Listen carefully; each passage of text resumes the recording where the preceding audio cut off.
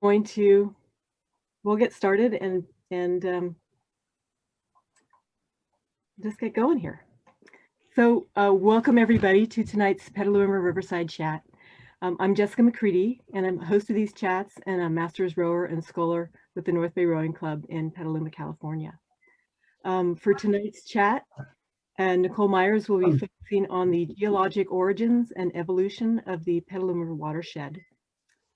And to start, as I suggested earlier, if you'd like, take a moment to type in the chat and you're identifying your group affiliate and your location. That'd be wonderful for everyone to see, as well as for Nicole to see who she knows here. And then while everybody's just hanging out for a second, I'm just going to take a moment and let you know about the chats and where you can find out details on upcoming chats and recordings of previous chats. The Petaluma Riverside Chats is a venue to enhance attendees' knowledge of all aspects of rowing, as well as talks and presentations that our awareness of our beloved local Petaluma River watershed and the goings-on of the greater Petaluma River community. And if you can put yourself on mute, that would be great, whoever might not be on mute right now. You'll find dates and times of upcoming chats posted on the About page of the Petaluma Riverside Chats YouTube channel, and video recordings of these sessions on the site as well. And again, just a quick reminder, I'm sure everybody's so used to doing Zoom, but if you don't feel like being recorded tonight, you can obviously turn off your video. And then if you'd like to get a Zoom link to these chats, please email me, and I'll get that out to you. And I've shared links not only to Nicole Myers' websites and so you can get a hold of her through there, as well as links to the Petaluma Riverside Chat YouTube channel and my email address in case you need to get a hold of me regarding future chats. And again, I welcome you to type in your questions and comments into the chat as Nicole her talk progresses. And then we'll try to get to them, all of them at the end of the chat. There's no real strict time limit, if you may, so we're gonna just roll with it. A very quick introduction, and it looks like most of you know Nicole and know her work, but for those that don't, Nicole is a lecturer in the Department of Geology at Sonoma State University. She developed a passion for understanding the Earth from a childhood fascination with rocks and volcanoes. And she's been teaching others since 2007 to appreciate our planet through Sonoma State University academic classes such as Age of the Dinosaurs and Natural Disasters.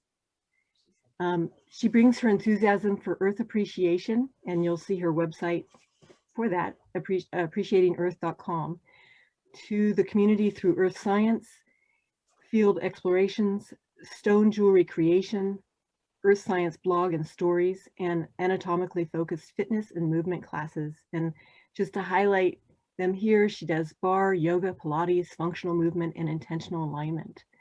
And her thinking is our bodies are part of the earth, and our anatomy is the result of evolving and surviving on this planet. I really just like that perspective. Mm-hmm. At the end of tonight's session, Nicole will share more details on a variety of opportunities you can explore with her. And again, my fave coming up, and we talked about this beforehand, is her Tulare Lake Regional Park Geology Walk. So if you have a chance, I highly recommend it. Please join me in welcoming Nicole Myers. Welcome, Nicole, and thank you again for sharing your knowledge with us tonight on the geologic origins and evolution of the Petaluma Watershed. Thanks. Thank you. I'm so excited I get to talk about geology in general. I know a lot of people, they end up seeing that I teach fitness and they're like, how does that work? Like geology, there's rocks and then there's fitness. But it does work because our bones are quite literally made out of the same substance of rocks. And there is a thought in geology, some geologists, not all, there are many who will disagree with me on this one, that essentially life forms appropriated rocks to create protection around them. That's what skeletons are. Skeletons are created by animals of many sizes, many shapes, to help them survive in the world. And they're using the ingredients of the land, the ingredients that rocks made available to them. And that's also why when we look at a lot of the rocks around us, they are biogenic. They're quite literally made by life forms, contain life forms, and through that fossil evidence, they give us a really good sense of how the landscape has changed over time. So today I'm going to be focusing on the geology of the Petaluma Watershed, but I have to zoom out first. I have to start a little bit further afield and looking more at like California and the West Coast to really explain what makes this region not only spectacularly beautiful, but incredibly, incredibly unique. This is actually a picture from Tole Lake Regional Park. It's on the southeast side of Petaluma, and you're looking towards, you can see San Francisco in that far, far background. So we're looking out towards San Pablo Bay here. And this is one of my favorite views because in this view, you are seeing every rock type that exists. There are only 3 rock types and they all are in this view. And there are very few places in this world where you can have that experience. And that's a good place for me to start because I'm not going to assume that everyone here has a strong geologic foundation. That would not be fair. So I wanted to just make sure we have a good concept of rocks because that's what today's rock talk is all about. And a rock is defined as a naturally formed, non-living, firm and coherent aggregate of mineral matter that constitutes part of a planet. Now, this is like a direct definition, and I have problems with it. Number one, I'm taking out the word planet because technically moons, which are not planets, are also made out of rock. I'm also personally, this is my opinion, not everybody's. I'm going to take out the whole non-living thing because we have so many rocks that are quite literally made out of the remains of life forms that we end up having a very hard time defining rock simply as soon as we add this bit of non-living in. So that will become a bit clearer. We have 3 types of rock. So every rock can be put in one of these 3 categories. We have igneous rocks, and those all form from the solidification of magma. So you start with liquid rock, and whether it's cooling beneath the surface of the earth or upon the surface of the earth, it solidifies, cools into a solid rock, and now that goes under the category of igneous. There are, in fact, igneous rocks in Petaluma, both on the west and the east side, that erupted at different times and have different histories, which just adds complication to the story, but we're going to go there anyway. A very important rock type for today is sedimentary, and sedimentary rocks are buried in compacted matter, sediments like broken pieces of rock. We use words like sand and clay and silt and cobbles and boulders. Those are actually all sizes. Those are words we use to describe the size of pieces of rock, broken pieces of rock that came from elsewhere. And I specifically put in here matter because we also need to recognize that some of those sediments are quite literally the fossil remains of life forms. Even when we think of like heat and oil and gas, that's all life forms and it's still part of the sedimentary record. That's also part of the story of Petaluma because we do actually have a gas and oil field, small one in Petaluma. That's part of our geologic history. It's not too far from Tole Regional Park. And then the third rock type is metamorphic rocks. And those form from the alteration of pre-existing rocks, whether those pre-existing rocks were igneous, sedimentary, or metamorphic. Increased pressure and or temperature through any number of means changes that original rock into something that has been metamorphized. And we do have metamorphic rocks in the Petaluma area. The other thing that we also need to understand is time. And we don't get to use the Gregorian calendar in geology because 1 year just doesn't translate. That's like trying to keep track of your lifetime in seconds. At some point, about 5 seconds in, you're completely over attempting to keep track of that timeline. So you need a bigger, more grandiose timeline because our Earth is 4.6 billion years old. That's a lot. That's the same thing as 4,600 million years old. So that's a lot of time. We don't have to talk about most of that for Petaluma region, but a significant portion of our rocks in this area are what we call Mesozoic era. They're from the Jurassic and the Cretaceous. And then we also have a significant number that are from the Tertiary period. Specifically, I'll be referring to the names Pliocene and Miocene. And then we have much more recent stuff from the Quaternary. So a lot of the words we use for time are coming off the geologic timescale. And I will do my best to remember to define those numerically throughout this talk, because you're not going to memorize the geologic timescale right now. Geology students struggle to have it memorized within 10 years. And I'm going to admit right here, I still barely have my epochs memorized because I don't use those that much. So I will definitely I'll refer to this, but I'm going to stick with the numerical aspect of things. But this becomes important because we end up with multiple chapters. We essentially can take Petaluma and we can break it up into 3 chapters. And I'm going to call it the old, the middle, and the new chapter. And we'll go with that. These are just late, early, middle of the. Yes. So we'll go with like the early stuff, aka old stuff, on the bottom, and then the middle stuff that's a little bit younger on top of that, and then the youngest stuff that's forming right now. Okay.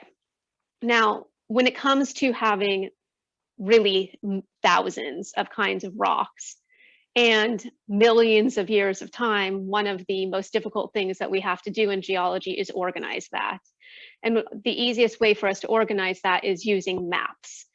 So a geologic terrain, which might also be called a physiological province, which might also be called 5 different things. Essentially, a geologic terrain is a geologist's way of organizing rocks into segments so that we have a way to simplify things. So we're focusing on Petaluma here. We essentially have 2 kinds of rock, or 2 historical production or formation of rocks. One is the oceanic terrain, and that's all these areas that have these diagonal lines that go from top left to bottom right. Notice that is the vast majority of the West Coast, especially the Northwest coast. And then everything that's in white, that's what we call cover terrain. So that's the stuff that is on top of and covering the older rock. It turns out that this oceanic terrain is not as simple as we wish it were. In fact, it's incredibly, incredibly complex. I would actually put it into at least 4 chapters to understand how Petaluma came to be. But each one of these terrains has a common geologic origin. In other words, an environment in which the rock formed. So that's why we would call it an oceanic terrain, because it formed in the ocean. And Petaluma is a patchwork of both oceanic and continental surface or cover rock. But then the Petaluma River comes along much later in the story, carves into those rocks, reworks them, in addition to massive number of faults moving those rocks about to create that much more chaos. So this is a cross section that goes through Santa Rosa, but it's almost the same for Petaluma. So Petaluma would essentially be right here. This is super simplified, by the way, so we can always make things more complicated if we wanted to, but I will avoid that. We have the Franciscan complex. That's what this kind of teal green color is. That's our oldest rock. We refer to it as the basement rock because it's on the bottom. It's that which was put down first and is essentially the first chapter of the story. Then we have the Petaluma Formation. So that little bit is over here. It's actually much closer to the surface and much more prevalent in Petaluma proper. So we'll be able to see that in maps coming up. That tells a story of when this land, which was once under the ocean water, has started to come to the surface. And now there's this constant fluctuation of it being terrestrial surface, land you and I can walk upon, and then under ocean waters, and then back to terrestrial, and then under ocean waters, and then back to terrestrial, and then back to ocean waters. It took millions of years for Petaluma to be the land surface that we can walk upon, row upon, and enjoy the waters of. And then we have the Wilson Grove Formation over here in gray. It formed at about the same time the Petaluma Formation did. in an adjacent environment, so a different rock forming environment, different environment at the same time. And this is when the west part of Petaluma was under a shallow sea that had this quartz-rich fine sand. For those of you who are beachgoers and loved like a good sandy beach, this would have been like the optimum kind of sand, just hang out on all day. But that was happening at the same time. So now we have Wilson Grove and Petaluma Formation, two different environments, forming rocks that are different from each other at the exact same time, and Sonoma volcanics, which is what the orange stuff is. So there was also volcanoes erupting in this region at the same time, hence complication. There's more to it. I'm going to skip over the rest of those so we can get to the good stuff, because we want to really start to understand how this came to be. How did these rocks that make up the basement of Petaluma, that formed the land that the Petaluma River runs upon and carves through, how did it come to be in the first place? So I'm going to start with that chapter 1, now that we have that little overview. That basement rock, that which is at the bottom, we call it the Franciscan complex. You might also have seen it referred to as the Franciscan Formation, or any other words. And if you really want to get into the most ridiculous discussions in science ever, it would be discussions over whether or not the proper word is complex or formation. But yes, I've seen those discussions happen for like 3 hours. It's mind numbing. It's super unimportant for a talk like this, so we'll go with it. The Franciscan complex formed between approximately 140 to 42 million years ago. And we see the rocks that formed in that span of time along almost the entirety of the west coast of California. We don't actually see that entire 100-year span, cursor go here, 100-year span in every location. In fact, where we are, we tend to see like a piece of the older part of that and a little bit younger part of that, and we're missing the middle.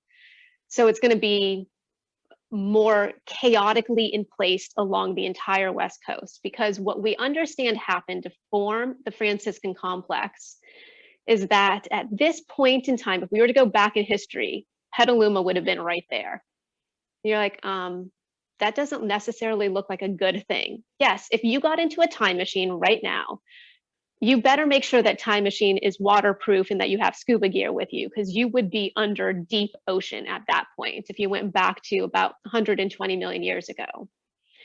And what we understand was happening at that point is we have this trench. The trench is the name we use to describe where two plates meet. We have the North American plate that you and I more or less technically live upon.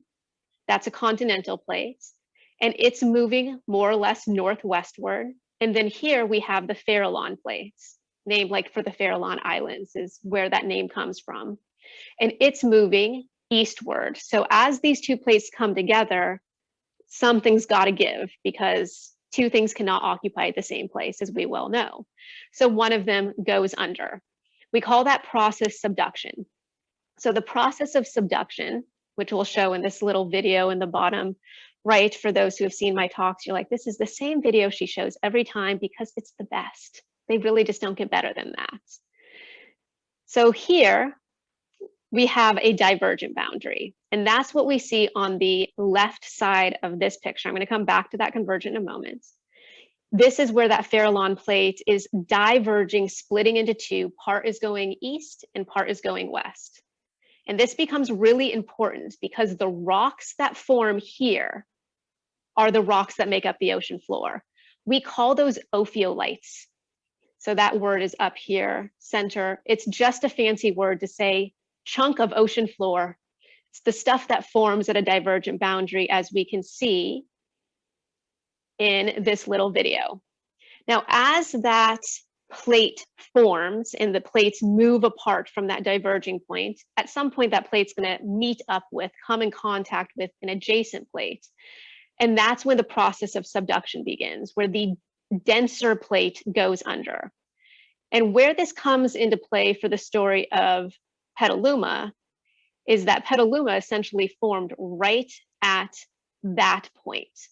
And this picture oversimplifies it. It's like, oh, one plate is just nicely going underneath the other one. It looks so benign and simple and smooth. It's not. These two plates are pressing into each other, grinding into each other, and it's not a smooth descent. It's like, and every one of those movements is actually a series of earthquakes, you know, over millions of years, billions upon billions of earthquakes. And all the stuff on the top of that oceanic crust, that oceanic floor, it's getting scraped off into this wedge, into this trench. And that's what we call an accretionary wedge.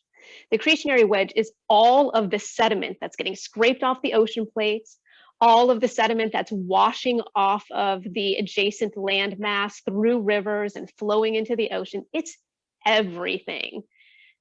Think of it as like the everything cookie that you put like all the flours and all the sugars and all the nuts and all the fruits, a little bit of everything that all goes into one place, and then it gets mixed chaotically so that you will never be able to unmix it back into the original ingredients. We call that trench. And the ingredients that formed in it, that accumulated within it, we call that the Franciscan. So when we say Franciscan, in my mind, I'm really quite literally thinking of an incredibly chaotic mix of rocks that came from everywhere. And if it were just that, things would be relatively simple. But it's not just that, because it's going to get more complex. Just a question that so the trench is also called the subduction zone sometimes? Right. Okay. So this is where geology and all sciences get super complicated. The trench is the actual geographic point at which the two plates meet. Subduction is the process by which one plate goes underneath the other, creating a zone of squishing or convergence or compression that leads to volcanism. And the plates to the west that were splitting east-west and forming the ocean floor, so that's a second plate interaction there? Oh yeah, exactly. And what are those two plates then? That's the Farallon plate and... Perfect. That was a perfect question. Well timed. So we have the Farallon plate is essentially the one in the middle. And then over here is the Pacific plate all the way to the west. And that was perfectly timed because here on this slide, you can see that. And it's kind of more color coded. So it's more simplified than the previous images. Here in brown, we have the North American plates. And then here in blue, we have the Farallon plates. And then in yellow, we have the Pacific plates. So this red band right here, that is the symbol for two plates pushing apart from each other, diverging, die as in two, to become two, pushing apart from each other and creating oceanic floor, creating a rock sweep we call ophiolites. But then here we have the Farallon plates. It's moving more or less eastward. The North American plates moving more or less northwestward. So as they come together, they're converging, they're compressing. One has to go under. It's just the way it is. One's got to go down. And it's always going to be the denser oceanic plates because the ophiolitic rocks are denser. So we have a convergent plate boundary here. That's what the teeth are saying they're coming together. And the red zone is saying they're pulling apart. That's divergent. And about 20-ish, we're going to have lots of argument over what number this is, somewhere between 20 and 30 million years ago, starting in Southern California. That divergent boundary for the first time met up with that convergent boundary. And because the Pacific plate, I'm going to draw an arrow here so this is a little clearer. The Pacific plate is moving more or less northwest. Well, the North American plate was too. They're just moving at two different speeds. So when those two plates came together, they were not pushing into each other. And as a result, they're both moving in the same direction. Just like on a freeway, you can have multiple cars in parallel lanes moving in the same direction at different speeds. And so when the Pacific plate meets up with the North American plate, we end up with our third type of tectonic boundary. First is divergent, to pull apart. The second is convergent, to come together. The third is transform, which says they're sliding past each other in either the same or opposite directions. Hence the complexity of Petaluma. Not only do we have all three rock types, we also have all three tectonic plate boundaries. There are very few places on Earth where we can tell this level of story. So as the Pacific plate meets the North American plate, we call this the San Andreas Fault. The San Andreas Fault is the transform boundary. So not only do we have all of the insanity of a huge amount of material coming together, accreting together, accumulating within that trench, millions of years of all kinds of stuff, dead things and other sediments. Now we're going to take a fault, a whole series of faults actually, and we're going to move all of that stuff northwest and southeast, mixing it up further. So think of, you're making your everything cookie. You would put everything into your mix bowl. Now push the go button on your mixer for 3, 2, stop. Now take forks. You're going to take 2 forks and you're going to do this. And now I want you to try to unmix everything. Separate your flour from your sugar and your fruits from your chocolate chips. You're like, yeah, no, I'm never doing that. Nobody can talk me into that insanity. Don't even try. That's exactly what the geology of Petaluma is a nearly impossible puzzle that we're trying to unravel one piece at a time. And one aspect of this puzzle that I think is really important and so often misinterpreted or misexplained is the volcanic rocks. We have actually 3 ages of volcanic rocks, technically 4, within the Petaluma area. The ones that we refer to as the Sonoma volcanics, they're kind of highlighted in this orange color on this map in the upper right corner of the screen. Those did not form through subduction. Those are not the result of convergence. In fact, the Sierra Nevadas, those are ancient volcanoes. Those volcanic rocks, that granite, that is the result of the Farallon plates going underneath the North American plate for millions of years. Now, since that subduction is over, Sierras are done erupting, that stage of history is done. And it was the formation, the change from subduction to San Andreas transform that essentially created rips in the crust, what we call windows or gaps, that allowed magma from beneath to move up through the fault lines and erupt onto the surface to create the Sonoma volcanics.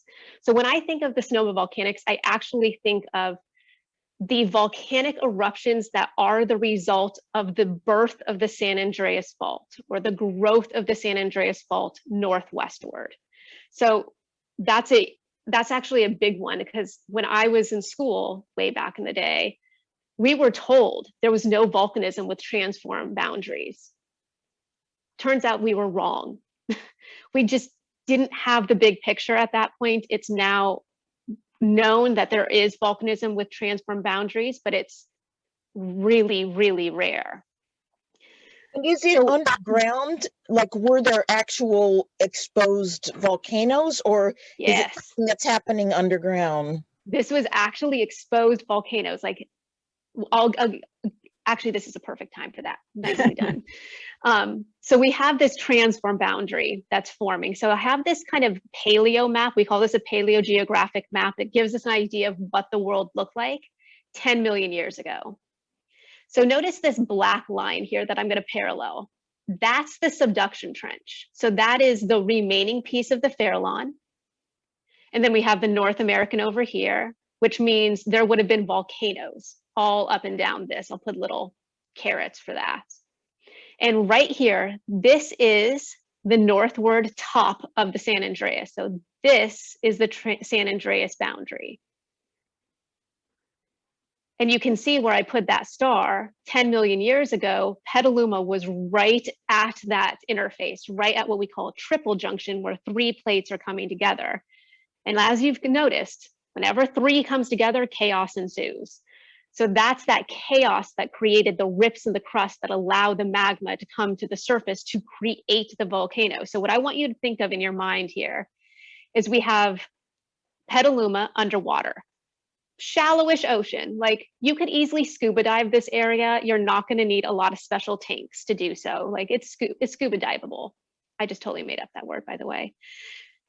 So you have all of this surface water, and now we're going to start having volcanic islands poking up through that surface water and erupting onto the surface. Sea level is still going to go up and down because that's what sea level does. And at the same time, the San Andreas boundary as it forms is forcing the land to rise. So those rocks that are currently underwater 10 million years ago, they're now starting to get closer and closer and closer to the surface, and someday will become Petaluma as we know it. So there's about 30 million years. The last 30 million years is the San Andreas transform boundary, causing the land to uplift and faults to form and essentially move everything all over the place and create chaos. And we had volcanism in this region from approximately 12 to 3 million years ago. That volcanism is still continuing. The Clear Lake volcanics have been erupting for less than 2 million years. And the most recent eruption was 10,000 years ago. So that's ongoing. It's just, as we will soon see, a progression in the northward direction. I'll get to those volcanoes here in a moment again, but I want to come back to sea level because I know that this is, you know, many people on this call are rowers. You like your water. So we have this 30 to 0 million years of uplift. So this is what Petaluma would have looked like 5 million years ago. You can see that this here, that's the top of the San Andreas. So we still have convergence here. So we actually have sea level changing, a change from convergence to transform, plus we have uplift, plus there's volcanic eruptions. If you're going to get into your time machine and you're going to go back to 5 million years ago, because it's going to be super exciting. All kinds of things are going to be happening. The area would have been a shallow marine environment for 10 to 3 million years. The last 3 million years would have been super interesting because there was a lot of change that happened then. That was essentially the beginning of, close to the beginning of the ice age. So that's why I put the sea level graph on here. This is showing in millions of years. So here we have 5 million years ago, and 0 is equal to today. So 0 means today, a number greater than 0 means higher than today, and a number less than 0 means lower than today. And you can see between 5 and about 3 million years ago, there were sea level fluctuations, but not a lot. And then just about technically here at 2.6 million years ago, that's when things change. And the reason it changes is because that's when we have direct evidence that there is now ice forming and accumulating on the North Pole. So this is the beginning of what we call the Quaternary Ice Age. Quaternary is a geologic timescale word, and it's going to be giving us a span of time that's about 2.6 million years long. But now that we have ice on both the South Pole and the North Pole, climate is going to go through a lot more seasonal shifts. In addition, there's going to be much longer shifts that last thousands of years. And those shifts that go from more ice to less ice cause sea level to go down and up and down and up and down and up and down and up. And we still are living in the ice age. We live in the Quaternary Ice Age right now. If we went back to 24 to 22,000 years ago, we were at the glacial stage of the ice age maximum. Sea level would have been significantly lower, like 100 feet lower, more or less. And then in the last 20,000 years, as we have gone into a natural warming, the sea level has gone up to its present day. It's continuing to go up, and part of that is natural. It's just the accelerated rate of sea level rise is caused by anthropogenic changes to the climate.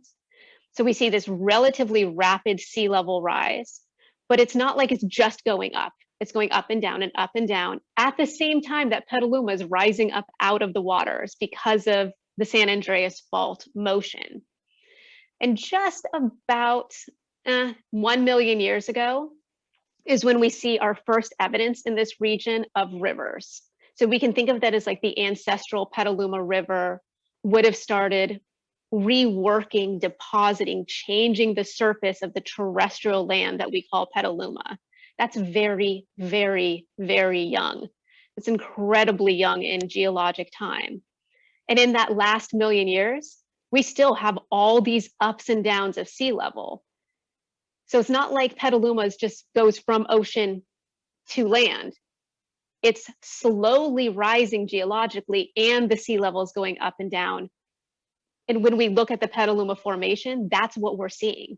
We're seeing that constant change from a marine or ocean environment back to land environment, land, ocean, land, ocean, land, ocean, land, many hundreds of times is very likely.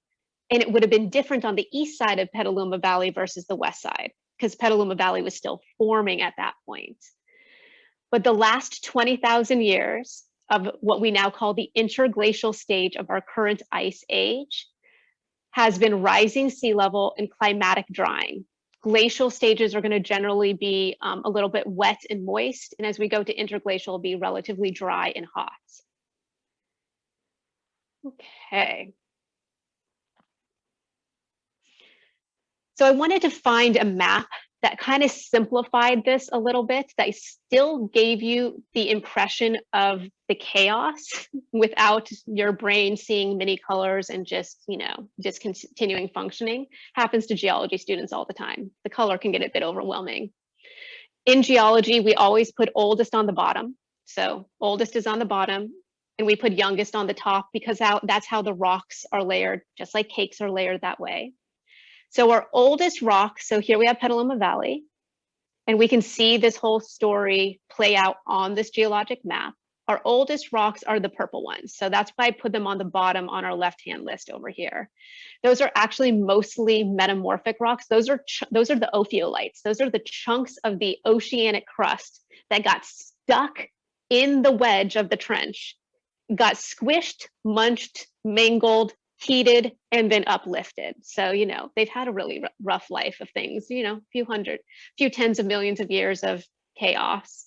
They are within the KJF. K is for Cretaceous, J is for Jurassic, and then F is for Franciscan. So that's the accretionary wedge. That's that subduction zone trench region where everything got squished together, all the sediments from land and sea. Those are going to be our oldest rocks, our basement rocks. We know that the Franciscan uplifted for about 30 million years because of the introduction of the San Andreas fault system. So it's probably this is an estimate, but it's like probably the uppermost 5 miles of that wedge of sediments was completely eroded away and is now gone.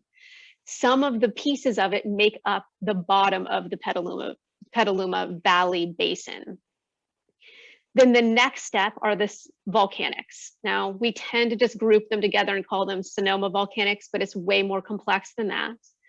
We have the Burdell volcanics. Those are this kind of magenta color here. We have the Tolay volcanics. That's more of a dark red color. We see some to the northwest of Petaluma and some towards Tolay Lake Regional Park in the southeast. The Burdell is oldest, Tolay is a little younger, and then the pink color that we see quite a bit more of, those are technically the Sonoma volcanics, and they're a little bit younger. I'm going to break those down for you in the next slide. So those volcanoes that are erupting from like 10 to 5 or 3 million years ago in this region, more or less, even saying this region is controversial because it's complex. So these volcanoes are erupting at about the same time that the Petaluma Formation, which is in brown, is forming. And that's telling us that this region was transitioning from ocean marine to lakes and estuaries, back to ocean marine, back to lakes and estuaries, back to marine, back to lakes and estuaries. So it's a lot of transition. I want to point out that in this brown area, it might be a little small for you to see, there's this symbol. I'm going to make it bigger up here. It looks like a line with arrows pointing in opposite directions. That means it's an anticline. So an anticline is when you have layers of rock that are folded to create an arch shape. And that arch shape, that anticline shape, is super important because this is where that Petaluma oil and gas field is. The gas gets trapped at this anticline. So that becomes not only a sign that there's compression or squishing in this area, but it also becomes a good place for us to look for oil. I'm not going to get into whether or not that's a good thing. I'm just going to say it's a good place to look for it. And then we have this lighter colored orange over here. That's the Wilson Grove, formerly known as the Merced Formation, because, you know, things weren't complicated enough without switching names halfway through history. The Wilson Grove Formation, this whole region on the west side of Petaluma, that was all shallow marine the entire time that the Petaluma River was kind of oscillating between. Very nice, pretty sands, lots of little shells in it. It's a different rock forming environment, different kind of rock, and therefore the rocks in this region are quite a bit different in the way that they weather. There was a question that I know was posed about how the west part of Petaluma, how the river system over there, how it will erode, and it's going to erode very, very differently in the Wilson Grove, because the Wilson Grove is technically a stronger rock,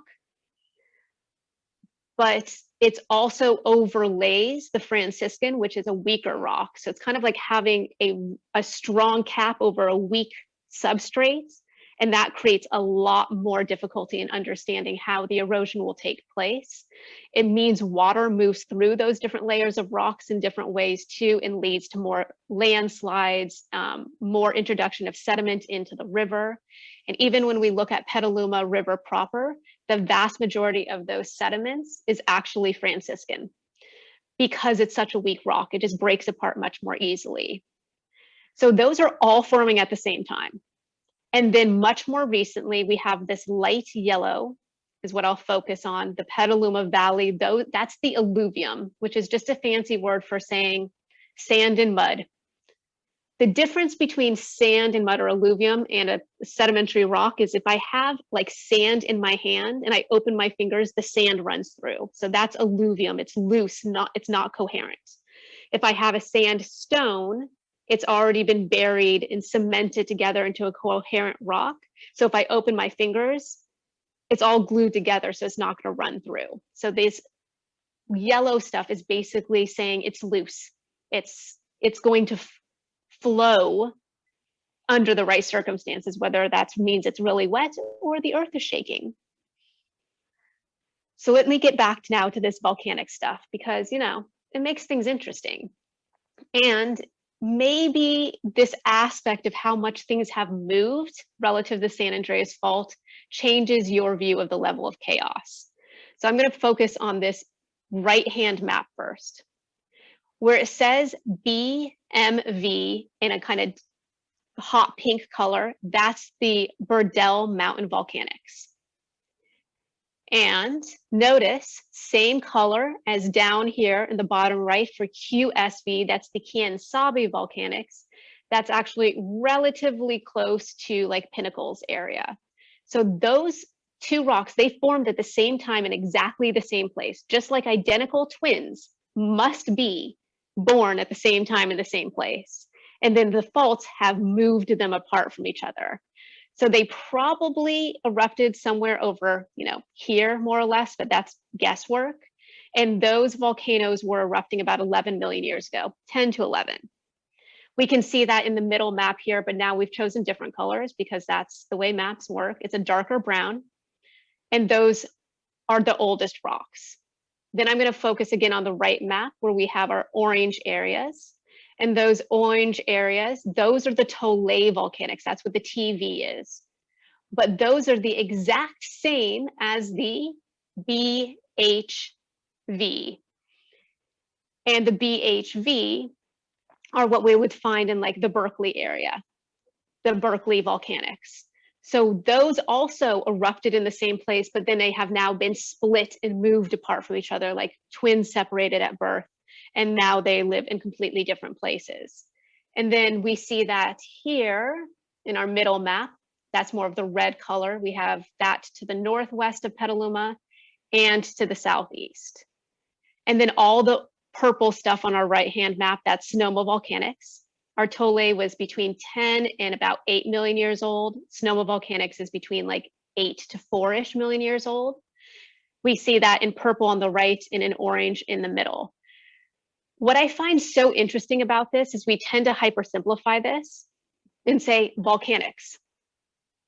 But volcanics means basalt and andesite and other kinds of basalt and rhyolite. Every kind of volcanic rock formed in this area. That means there was everything from like Hawaii style flowing eruptions to Mount St. Helens blow its top type eruptions. They were all happening, sometimes concurrently, sometimes at different times, and from different volcanoes. And all of those volcanoes, with the exception of a couple that we know of, those volcanoes are long gone. They have since eroded away. We don't know that actual point of eruption anymore because these faults have moved everything about so much. And for that reason, when people mistake the Tole volcanics for the Sonoma volcanics, it doesn't worry me that much. I'm like, things are complicated.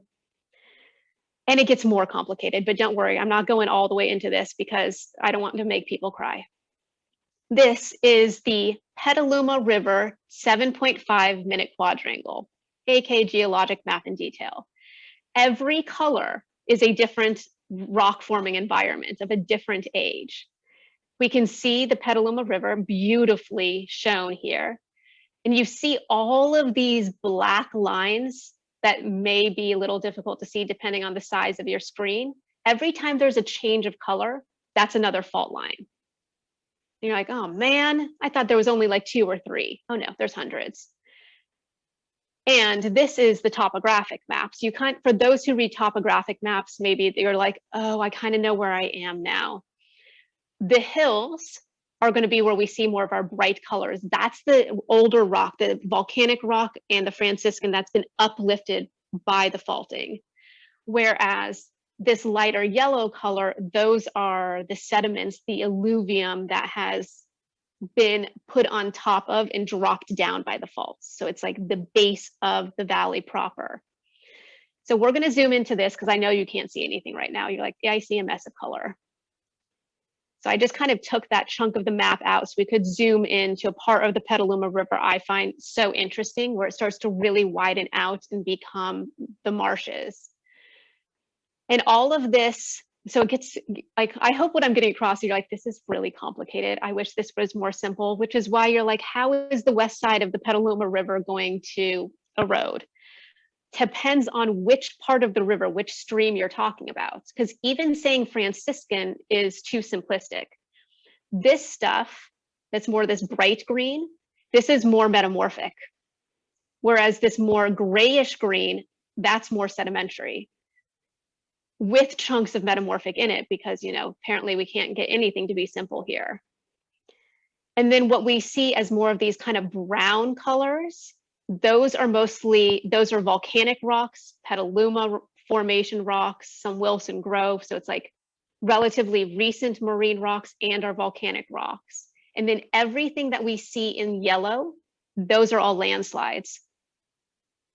And those landslides are going to be very common within the Franciscan because not only do we have a lot of weak rock, we also have a lot of different kinds of rock touching each other in that chaotic mix, and they don't play well together. So one might get too wet and start moving, and the other one might be stronger and be able to stay in place. So it'll cause the rock to move in different ways depending on what rock is being affected by both gravity and water. And if things weren't complicated enough, I just put this one up because you're like, I see yellow. Why are there so many different variations on yellow? Because every one of those is a different rock forming environment of present day. Like, how can there be so many different ways that sediment can form on the surface of the planet? Every marsh, every mud flat, whether the river is fast or the river is slow, whether we're looking at a mountain slope, so it's more landslide, or an alluvial fan where the rivers are leaving the mountains and coming into the flatlands. Every one of those is a different kind of sedimentary environment and will form a different kind of sedimentary rock. And then you have the humans. Humans do our own thing. All of these kind of grayish colors, that's all the stuff that we've made. Those are artificial fill, the levees that we've created, the dams that we have formed. And those by far are our greatest danger point when it comes to earthquakes. Because when the earthquake happens, those are going to shake like a bowl full of jelly. Do not be there during an earthquake. That is my goal. I have several goals during an earthquake. Don't be on a bridge. And don't be on an artificial fill area. I just hope that the seismic gods listen to me on that one. these are all areas that humans have moved the rocks around further. So what we do as geologists, because we're so interested in understanding what's happening at depth, I'm not going to go into this in a lot of detail because it's a little much. We do these cross sections. So we take a map and we say, I'm going to draw a line across because I want to, it's like cutting a cake in half, where you're like, I want to see what layers of cake somebody made me. So you're like going to cut into it. And that's what we see here, more or less. I'll show you a simple one here shortly, where we layer up all the layers we see through that area. Notice we have Franciscan complex, that's been shown in green here. Then we have our volcanics, and then we have Petaluma formation. And all of this pink you see here, that's volcanics that's interbedded with, happened at the same time as the Petaluma formation. In fact, all of these blue layers are also volcanic eruptions through here as well. But the reason I decided to put this on here is because you're like, that's a lot. That's not simple. And when you have this amazing view from Tole Regional Park and you're looking towards San Francisco, you're seeing each one of these kinds of rock at the surface at a different point, depending on whether or not the fault brought it up, brought it down, moved it up, like north, or moved it south. So really you just stand here and you say, that's beautiful. And you try not to overthink about where each kind of rock is, because nobody actually knows. But I really like this cross section because this is where the river really comes into play. So remember, for a moment, I mentioned that the Wilson Grove Formation was once known as the Merced. So you're like, okay, it's the same thing. We have the Franciscan on the bottom, basement. Volcanics atop that, but happening at the same time as the Petaluma Formation. That's why they're adjacent. Here's our Tole Fault.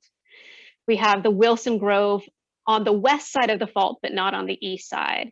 And then we have all the alluvium. That's what this stuff is. And now this dotted line right here, that's the water table. We know that moves up and down too. So, you know, again, simplifying this quite a bit. Petaluma is the yellow star. And notice this dip right here in the water table. That's the Petaluma River. The Petaluma River runs on the surface where essentially the water, even water below the surface, runs downhill. So all the water on either side is heading towards that dip in the water table.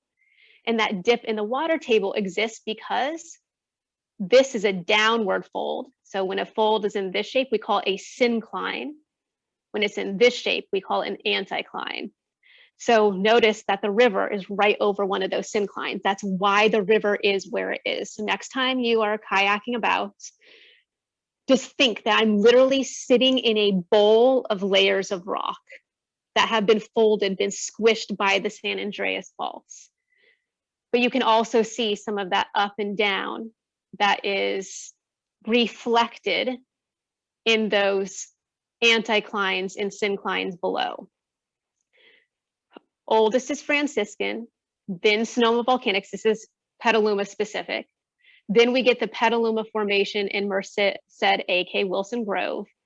Then we're going to get Glen Ellen, but we only get Glen Ellen to the east of the Tole Fault. And that's essentially river deposits. So those are super young. And then we have all the Q stuff, the sediment on top and the soil. And that is what we're going to be most interested in next. Because the Petaluma River is there for the accumulation of sediment. And when earthquakes happen, and I think you're probably convinced by now there's a few faults. So when earthquakes happen, not if, the sediment that's loose, all of the yellow colors, those are going to move much more readily than the hill stuff is, because that's a little bit harder and more coherent. So in the upper right, that's a landslide map. Anything you see in kind of the dark grays and the teal colors, those are regions, parts of the hills that have steep enough slopes that they're likely to undergo landslides, also known as essentially Sonoma County. And anything that's not landslide territory is valley territory, and that's when you get liquefaction. So during an earthquake, all these areas that are the darker brown, notice they tend to be in lines because that's mostly alluvial fill, human created stuff. those are all the areas that are going to shake most. And that's why I have a little video for you, because I want to always make sure people know what I mean by liquefaction. 1 second. There we go. So the sediments are loose. This is a lab experiment. They put like a little wooden house on top of it. And now you're going to shake it like an earthquake. And the sediments and the water within the sediments, under that vibration, they liquefy. They act like a liquid while the vibration is present. And therefore structures on top of it are going to sink into it. I'll play it again because it's kind of awesome. I also like that the sand is sparkly. It helps quite a bit. So the Petaluma River is always going to be a high liquefaction zone because it's where the sediment in the water is. More sediment, more water, looser sediment means more liquefaction. Which is why, and if you've seen my talks before, you're going to be no way surprised by you need to have a go bag packed. If the fires were not enough of a reason to be prepared for natural disasters, maybe the earthquakes are that much more of a reason to get prepared, because I think that's one of the aspects of Petaluma that we need to be most prepared for. Sorry, there you go, is lots of liquefaction. But I have some good news for the Petalumites, not so much good news for the Santa Rosaites.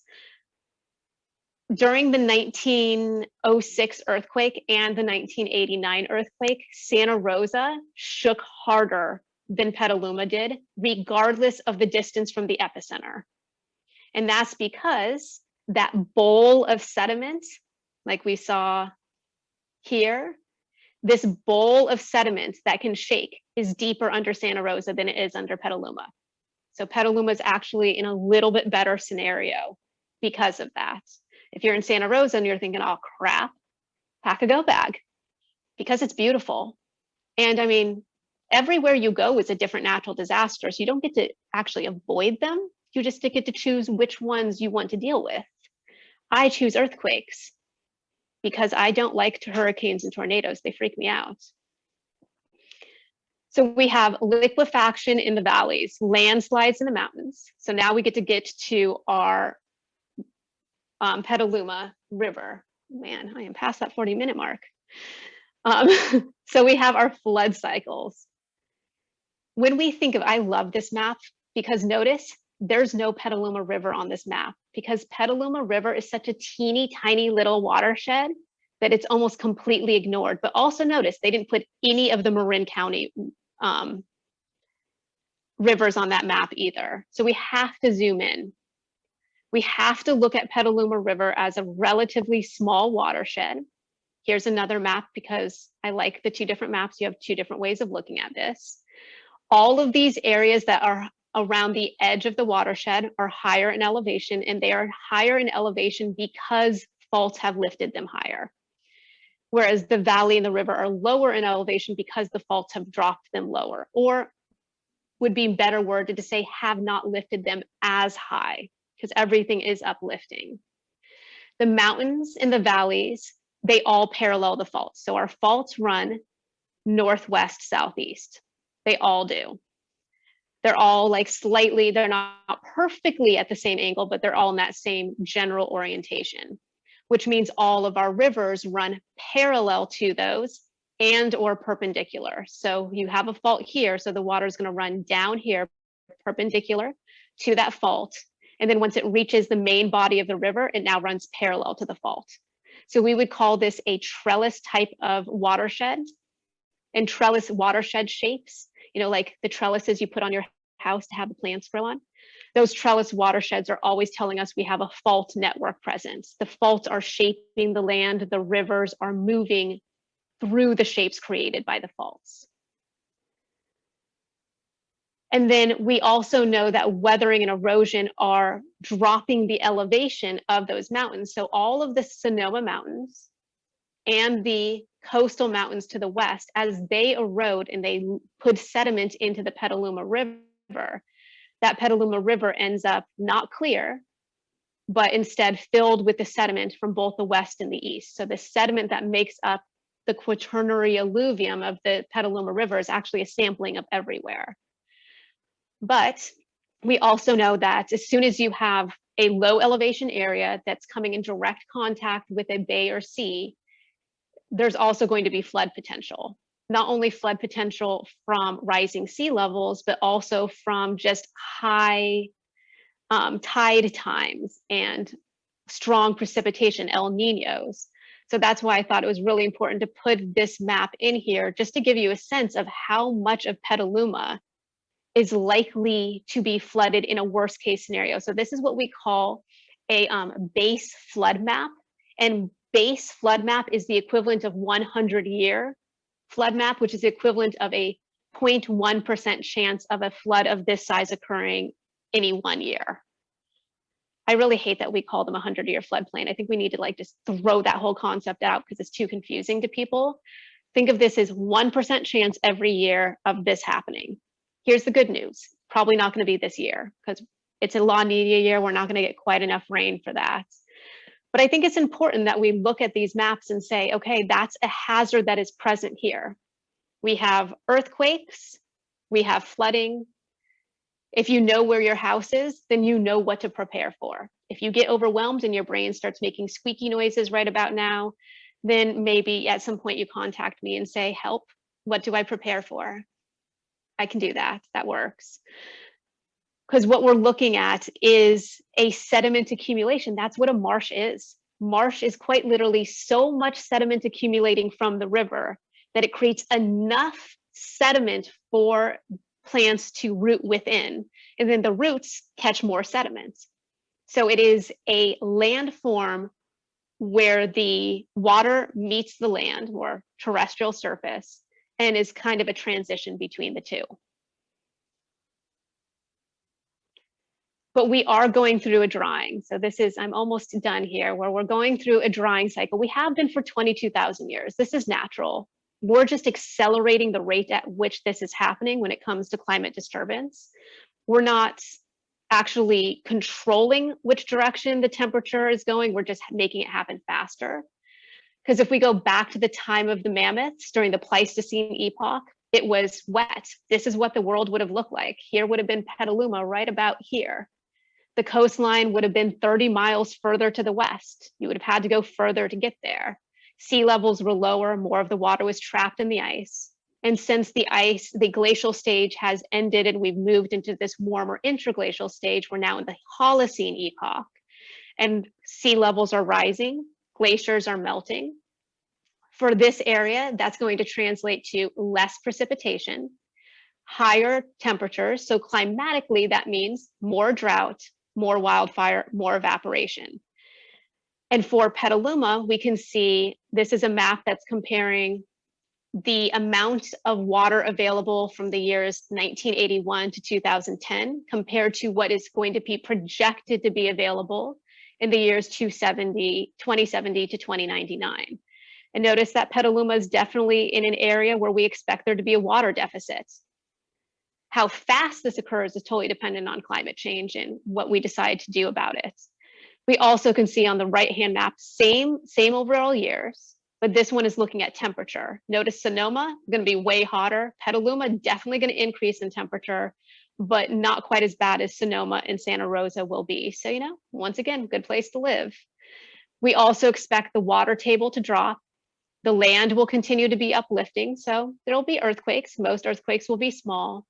There will be less surface moisture, but in Petaluma, we're actually really lucky because that's a region where the watershed is so small and it's so well perfectly formed that it's actually a pretty perfect scenario for as much groundwater retention as we can get. So as long as we protect our groundwater, this will be a good place to be overall. Because the Petaluma River will continue to evolve. Precipitation patterns will change. That's called climate. Climate is always changing. There's no such thing as the advent of climate change. And as we look at how Petaluma River has evolved, we're really looking at changing landforms. Many of the areas that we live on today were once marshes and meadows, and that water is no longer retained by those landform surfaces, so they flow into the Petaluma River with more ease. We end up with more water lost to the San Pablo Bay. Everything you see in green here on this right-hand map, that all used to be wet meadow. And you might look at that and be like, Yeah, that's also called housing now. So it shows us how much landforms have changed. And even, I find this the most interesting part. I just want to highlight this quickly.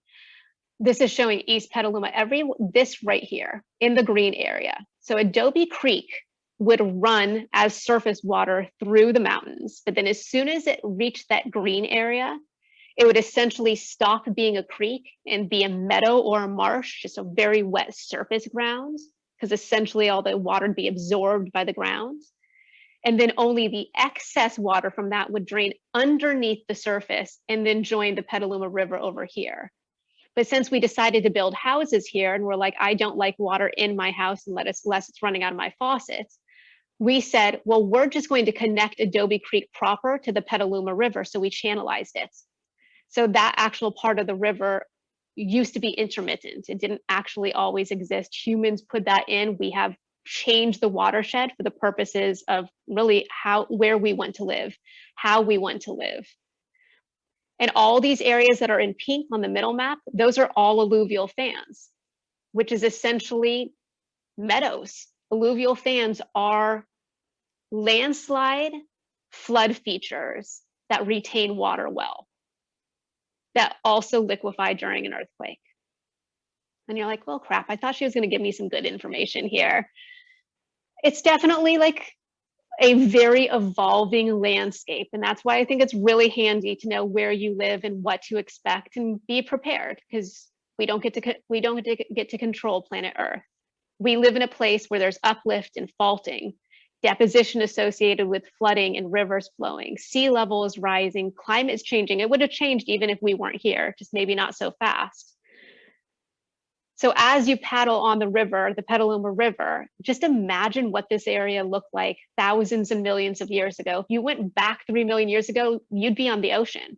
If you like ocean kayaking, maybe that's good news.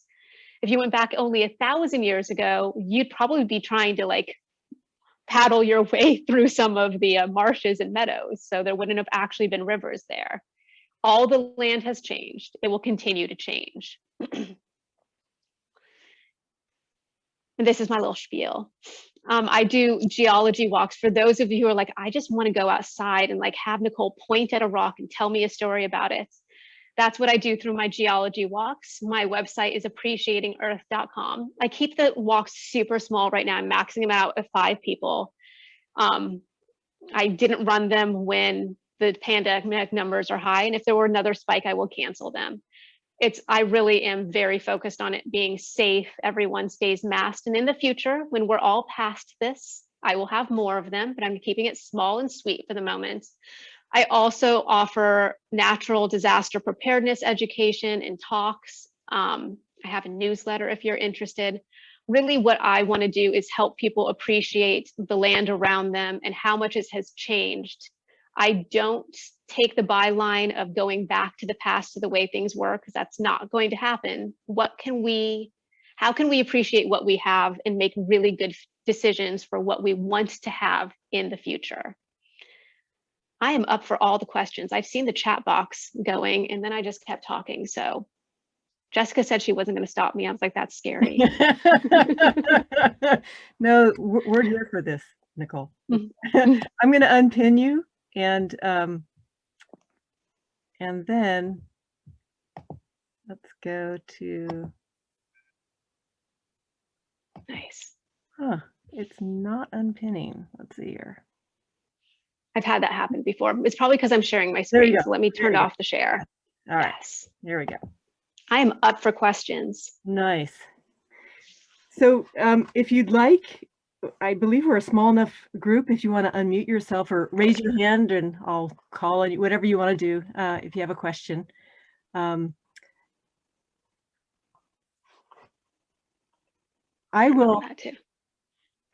I mean, I'll kick it off with a question that we had from Ned Orett, who wasn't able to be here. I'm assuming he didn't pop on late, but he's been working on the climate advisory committee in Petaluma, and he had a question, and I think you addressed it, but just in case there was something else that you wanted to say about it, he just wants to gain ideas about which sub-watersheds on the western slopes of Sonoma Mountain might be most vulnerable for shedding sediment downstream under fluvial impact. These are the areas we'd want to prioritize carbon farming, thereby regenerating the healthier soil that will retain water and soil, with less of the latter contributing to future need for dredging. A sediment study is yet to be done among these streams and creeks to his knowledge. So I have not come across a sediment study for that region either. So as like I pointed out in the maps, a lot of that is Franciscan. And the Franciscan Formation is going to erode relatively easily in a huge portion of the sediment that is in the Petaluma River, like the muck that we dredge and the stuff that gets stuck on your paddles. That's a huge portion of that is Franciscan, because that rock is weak and it's going to erode with more ease. But I do want to point out for the Wilson Grove Formation, that's the one that's like awesome beach sand, or it was back in the day. It's a very quartz rich sand, so it doesn't break down very easily. It's super strong. So if you travel through that area, out through the Valley Ford area, it's not uncommon in some of the steeper hills that you see very shallow grass with this kind of light yellowy orange rock beneath it. Because that is such a more or less quartz pure sand, it doesn't develop soil very well. So we have to be really careful about protecting those Wilson Grove hills, because they don't form soil quickly. They also are going to lose it relatively quickly. So livestock walking upon them could cause significant problems for that soil. But at the same time, it doesn't produce a huge amount of soil, so it's unlikely to have a huge impact on a lot of those streams. It's more like the alluvium the streams are already running through. When we have flood events, it's just going to pick up more of that and widen and deepen those rivers. But I would be more concerned about the areas that the Franciscan runs through. Bernie asked, how will Rohnert Park fare in all of this? Great question. Okay, so Rohnert Park is just a little north of Petaluma, and here's one of the weirdest things about this area. You can blame the San Andreas Fault System for this. There's some kind of faulting. It's not well known, it's not well studied, and it's right at Pengrove. So right north of Petaluma, but south of Rohnert Park. We call that the Pengrove uplift. And faults are responsible for that lifting up. That's why it's the northern edge of the Petaluma River watershed. It's really, really uncommon for a watershed or drainage divide to actually cut through the middle of the valley. Only faults can do that. Faults are going to cause everything to get all messy and break all kinds of rules. But when you are on Petaluma Hill Road and you drive through Petaluma and you know you get stuck at the traffic lights, right where the hills are going through, that's where that uplift is. So that separates the Rohnert Park area from Petaluma, but otherwise the story is very similar. There's a lot of what were meadows and marshlands on the east side of Rohnert Park, like where Sonoma State is and further north. A lot of those have been turned into housing.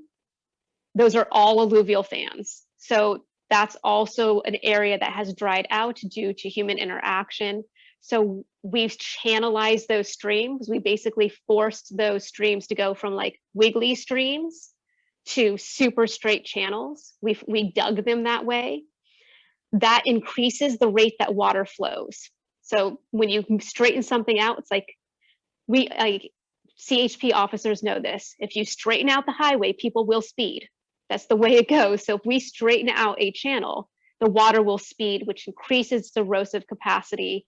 And then when it's too much volume, it just flows over onto the adjacent land. And because that water is flowing faster, it can have more damaging effects. So I would say that if you live adjacent to a creek, make sure you have a bunch of sandbags always available to you so you don't have to fight other people for them at Home Depot when the rain starts falling. But otherwise, Rohnert Park is in a very similar situation when it comes to Petaluma. It's in part of the bigger Santa Rosa watershed. There's a lot more wells. It will probably warm up a little more than the Petaluma region will, but it's going to be very similar overall. Does that answer your question, Bernie? If there was more that you wanted me to go for it. You're muted. You're welcome to unmute yourself and okay. Anyone else have questions?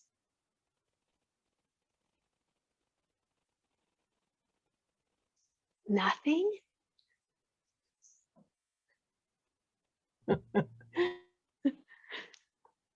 Oh, you're muted. I don't have a question, but I have a comment. Yes. It's wonderful having another class with you. Thank you so much. Living in Petaluma, it's nice to have something that zeroes in on where I live and explains things besides raising more questions. You know, I think by studying the Petaluma geology, I've convinced myself that when I move, I'm moving to Petaluma. Where are you now? I'm up on Sonoma Mountain. So Okay. I'm not far, but I'm like, Petaluma is sounding better and better. It's so good to see you, Helen. It's been much too long. Yes, well, you have a class coming up, and I'm do. Monday afternoons. I am teaching through the OLLI, the Ocean Life Learning Institute, through Sonoma State again. It's starting in April. April 12th is the first one. I'm super excited. I get to teach volcanic cataclysms. Oops. I know. I'm like, we have to understand, I wanted to be a volcanologist when I was 10 years old. So me getting to have a whole class about volcanoes, basically my childhood dream. Pretty excited about that one. Nicole, I live in the new housing on top of the old, I think it's a basalt quarry, Quarry Heights, right on South Petaluma Boulevard. Is that what this quarry was? Do you know? Do you know what the? You know, history? I'm not entirely sure. I've never looked into it specifically, but I'm going to now. The only reason I didn't look into it previously was because I've heard like 5 different answers, and at some point I was like, what? Well, how come nobody seems to know? I just wonder if I'm safer up here. We're very close to the river, actually. Right. But there's not much alluvial plain between us and the river. So I was just okay. So that is TV. So that is 11.6. That would be Tole Volcanics. So you are in. There's a number of different kinds of volcanic rocks. They're about 11.76 million years old. And so the artificial fill part of it is the actual quarry that you live on, but they did a really good job when they transitioned from that being a quarry to living, because you know how super steep behind you. Yeah. But it's very, very well protected. Like they put a massive amount of engineering into stabilizing those slopes, and it's a good hard rock. Like when we build dams in this region, like for any number of our reservoirs, we build them in the volcanic rock, because our volcanic rock, that's our hardcore, not going to crumble on us too much rock. So that's a really good firm foundation. You are not going to have liquefaction. Yes, I know. Okay. I'll take the good news. Thank you. Yes. Liz said that she thought Pengrove is on an anticline. Yes, that is true. So we have these layers of sedimentary rock. And then in order for them to become an anticline in this region, the formation of all folds, all synclines and anticlines in this region are fault related. So it's technically, if you can imagine, I'm going to use my fingers here, so maybe you can see them. If we think of the San Andreas as a single fault line, and that's too simplified. So if you think of the San Andreas like thousands of faults, it's a system of faults. And now there is a 15% component of squeezing or compression. So it's not like the faults are just doing this. No, the faults are slightly squeezing together and doing this. And you can see some of my fingers went up and some went down. And where some of those faults overlap with each other, like my pointer fingers, that overlap creates more compression, which forms the anticline. So yes, the Pengrove uplift is an anticline caused by faulting. I know, you're like, oh man. Oh, that's a great question. What are the regulations regarding building in areas that are geologically unwise to build on? How does geology knowledge get factored in? Um, humans don't learn well. We try, we keep trying, but we oftentimes say, I want to live here anyway, whether it's, you know, fire areas or flood areas. Like we think we have Guerneville flood area. We have the Fountain Grove area of Santa Rosa. It has burned multiple times over the last few hundred years. This was not unknown, and yet we chose to build there anyway. We have built directly upon faults. We've built in the worst liquefaction zones. I think the best way to answer that is the geology is known, and it does get factored into the discussion, and it does go into the county planning. But if somebody wants to build bad enough and they have the money, it'll happen anyway.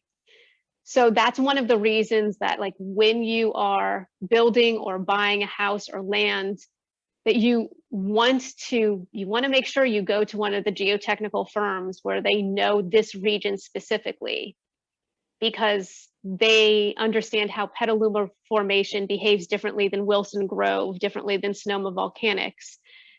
So when they do the work of geoengineering, how do we put human structures on geology and make sure that they are interacting with each other as kindly as possible? Working with a firm that really knows that is important. I wish if I was queen of the world, number one, education system would be completely different. Number two, I would definitely have whole areas of this region that I would say no building. Unfortunately, we've built on a number of them already, but we do have a tendency to keep building in areas that we know are geologically unsound. But for example, one law that's now in place, finally, is we cannot build any schools on a fault zone. You're like, good. How come that law doesn't apply to buildings, period? That becomes my main question.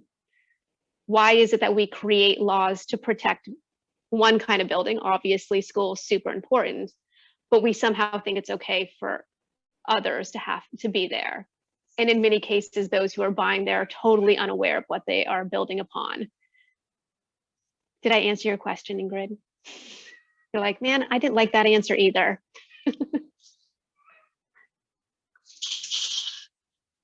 Okay. Nice. How about time for one last question, if there is one out there? Sure. Doing a quick scroll too. Yeah, I don't see any. I have one about the Petaluma clay. Yes. Does that affect our resilience to earthquakes, or because of the density, does that affect liquefaction at all?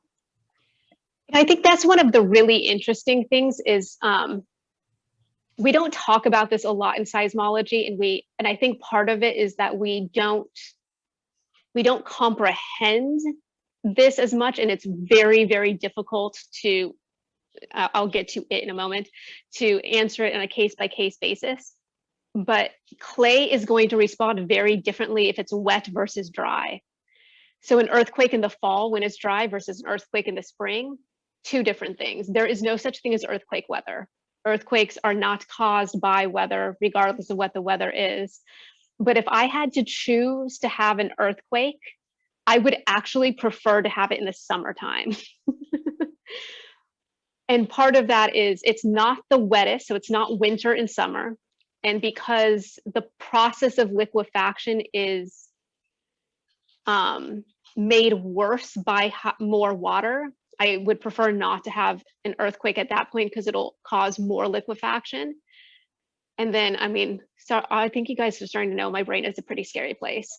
I also really don't want an earthquake in the fall, only because I have too much historical knowledge in my head about what happens when you mix earthquakes and fires.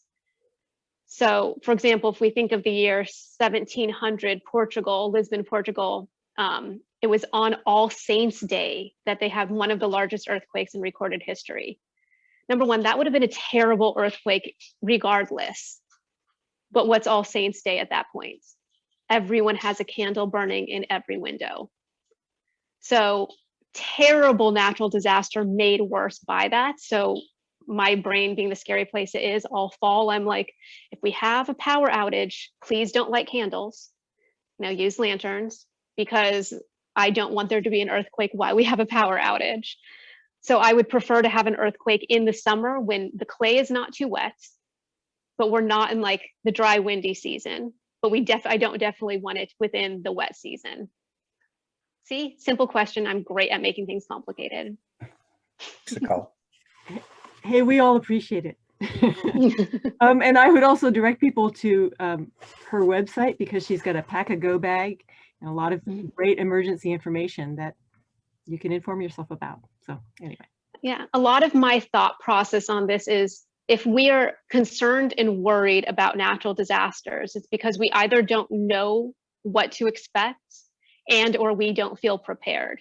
And if you know what to expect and you're prepared, your brain will say, yes, this is a possibility that I don't want to experience, but I've already done everything I can.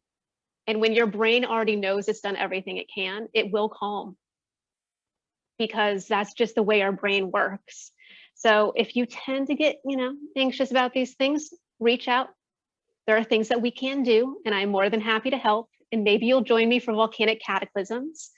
But thank you so much for joining me. I absolutely enjoyed this. Thank you so much, Nicole. This has been wonderful. And you can see in the chat, there's just many thanks from everyone.